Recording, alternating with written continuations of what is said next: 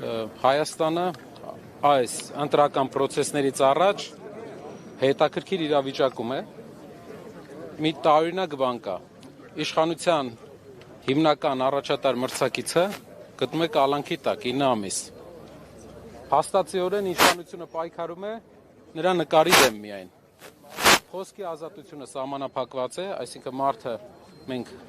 քննչական կոմիտեի նամակներ են գրել, պատասխանները դրական չենք ստացել, խոսքի ազատությունը սահմանափակված է իր կողմից։ Սահմանափակված է նաև, այո, դրական չենք ստացել, հաստատում չենք ստացել, ստացել է պատասխան, որ մենք իրավասու չենք դատարանի վճիռը մեկնաբանենք։ Իսկ դա նշանակում է, որ մենք հարցրել ենք, իրավասություն ունի, իրավունք կա, որպեսզի հանդես գա իր դեմքով հայտարարությամբ։ Պատասխանը եղել է այդպես լողուկ պատասխան։ Այս անարդար վիճակի մասին արձանագրումներ արել են նաև միջազգային իրավապաշտպանները, երեք հենց այդ մասին նախնական գնահատողական մոնիթորինգի արդյունքներ են հրապարակվել։ Ինչ կփոխեն այս հայտարարությունները եւ ել ինչ արձանագրումներ ունեք, որոնց մասին հանրությունը տեղյակ չէ։ Պատկերացրեք մի իրավիճակ մեր երկրում, որը երբեք գրեթե չի եղել։ Իշխանության հիմնական մրցակիցը, ումից իրենք փաստացի վախ ունեն մեծ, սահմանափակված է խոսքով, սահմանափակված է իր ժողովրդի հետ շփման հնարավորությամբ, բայց անգամ դրանից հետո բոլոր հարցումները ցույց են տալիս, որ մեր հասարակությունը աջակցում է Սամվել Կարապետյանին եւ Սամվել Կարապետյանի ուժին, եւ մեր հասարակությունը մեծ փոփոխության կարիք ունի, անգամ իրենց հարցումներով իրենք ընդամենը հասարակության 24%-ի աջակցությունն են վայելում։ 75%-ը, 70%-ը մեր հասարակության դեմ է։ Նրանք պայքարելով Սամվել Կարապետյանի նկարի դեմ, փաստորեն նկարիցել են պարտվում։ Ասում են թող հեռախոսը վերցնի լայվ մտնի, նվիրում էին, ես երևի միջոցով չվերցրի։ Այսպես պատասխանեմ, դիմել ենք քննչականին, քննչականը պատասխանել է, որ իրավասու չէ մեկնաբանել։ Ասում են պրոբացիան թույլ է տվել։ Պրոբացիան կարող ենք մի հատ էլ դիմել, մեր փաստաբանները 2 անգամ դիմել են։ Բայց եթե այստեղ եմ ասում, եթե հնարավորությունը տրվի, դա շատ կարևոր փոփոխություն է, շատ կարևոր։ Եթե չթողնեն նորից կալանքից, ինչ է։ Դուք պատկերացնում եք, մարդը գնում է ընտրության, իր մրցակցին, հիմնական մրցակցից ումից վախենում է, բոլոր սահմանափակումները կիրառում է նրա նկատմամբ, բայց էլի չի կարողանում։ Դուք ինչ կարծիք։ Արտաքին հետախուզության ծառայության հայտարարությունը կարդացել եք, ըստ էության մեղադրանքները դեպի ձեր կողմ են չուղում է փորձել ճնշել Սամվել Կարապետյանը։ Սամվել Կարապետյանը տնային կալանքի տակ է 8 ամիս, դրանից առաջ։ Հետաքրքիր է։ Արտաքին հետախուզական, ես շատ ուրախ եմ, որ մեր երկիրը ունի արտաքին հետախուզական ծառայություն, որի ղեկավարը սակայն Քրիստինն է Գրիգորյանը։ Այո, մարդու իրավունքների պաշտպանը, իր նախկին։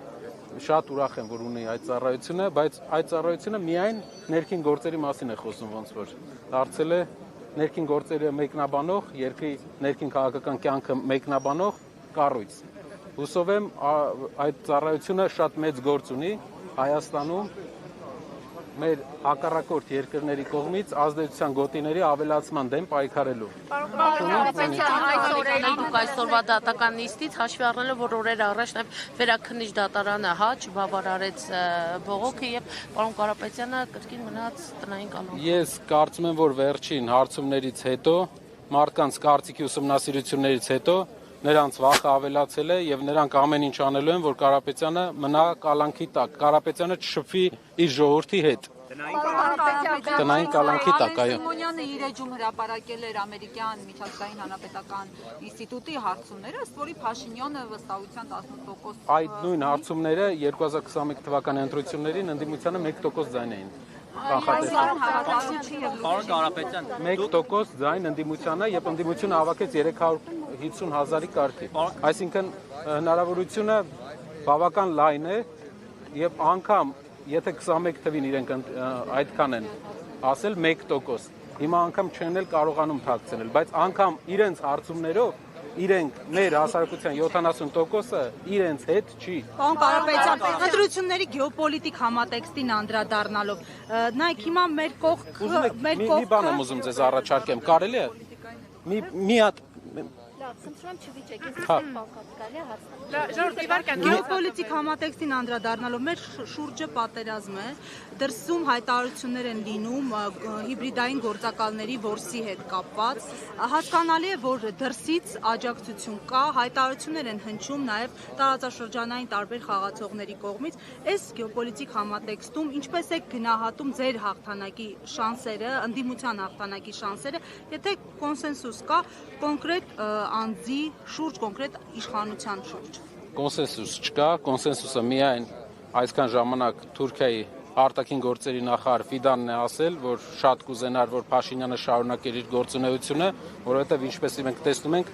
փաստորեն, եթե արտաքին գործերի նախարարը Թուրքիայի դա ասում է, Փաշինյանի գործունեությունը համապատասխանում է Թուրքիայի Հանրապետության շահերին, ինչպես տրամաբանությունը։ Աջակցության խոստումներ են տրվել հիբրիդային գործակալների, այսպես փնտրտուքների հարցում աջակցելու հետ կապված խնդրագիր Ես շատ կուզեմ, որ փնտրեն, գտնեն,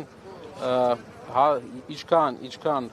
մարդկանց կարծիքը իրենք տեսնեն, այդքան ավելի շատ տարբեր գործիքակազմ են փորձել։ Կարապետյան այս օրերին իշխանականները նման պնդումներ են անում, որ Սամվել Կարապետյանի այս ընտրություններին մասնակցելու միակ ակնկալիքն այն է, որ ձայները հավաքի եւ Ռոբերտ Քոչարյանին դարձնի վարչապետ։